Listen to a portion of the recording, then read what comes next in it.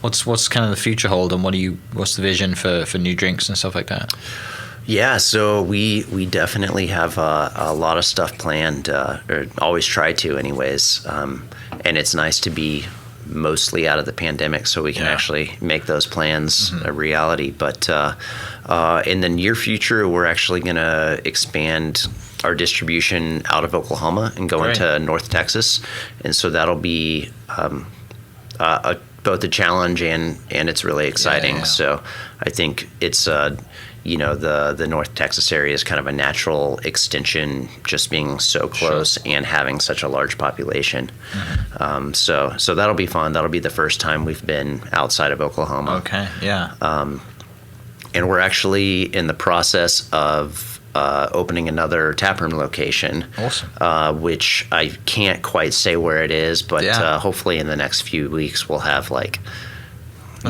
Plans and renderings that we can share. So that's great. That's another really exciting thing. Right. To do that so early on in kind of business that you've been in, and some people just move to a bigger location, right? Instead of opening up another room. That's really cool.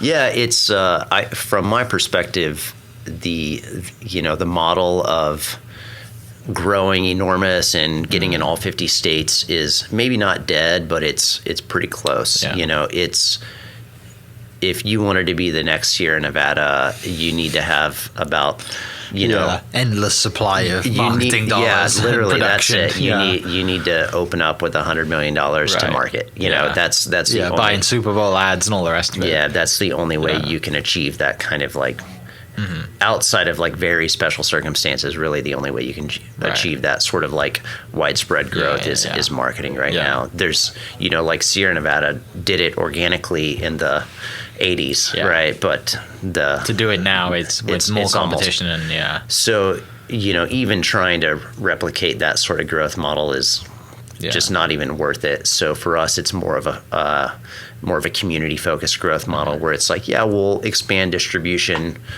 geographically as it makes sense, but we never want to push it. We don't ever want to go somewhere where people don't already want our beer. Yeah, and so that makes sense. So for us, North Texas is great. We get people in our tap room all the time from Dallas who drive up to it, and the Dallas market's huge. That's bigger than all of Oklahoma. So there's plenty of people down there that you could sell to that are super close and easy down I-35.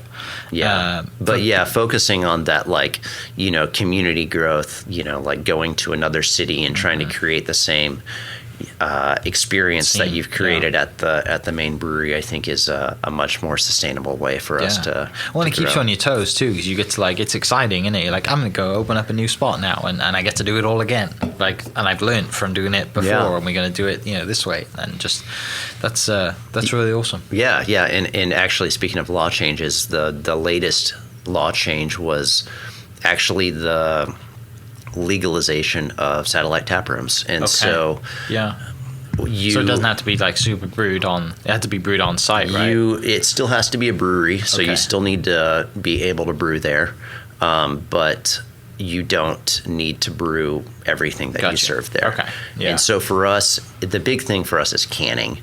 Our canning line is very expensive and has a lot of moving parts.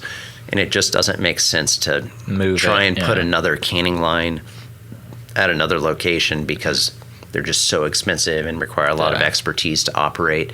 Or it would just be so much better if we could take Neon Sunshine that we make at the main brewery and bring it here. So that was really the holdup, and that this past legislative session got changed. So would the hope be going forward to just open up different spots then? Because of that law change, like coffee shops around different cities around the state? To a certain extent. I mean, we would never want to have a dozen. You wouldn't want to franchise it basically and have we also don't want to cheapen our brand by having it everywhere. So only if it makes sense and only where we feel like it's a perfect fit. So so I would say a very limited number, but potentially, one or two more. Yeah, so that's awesome.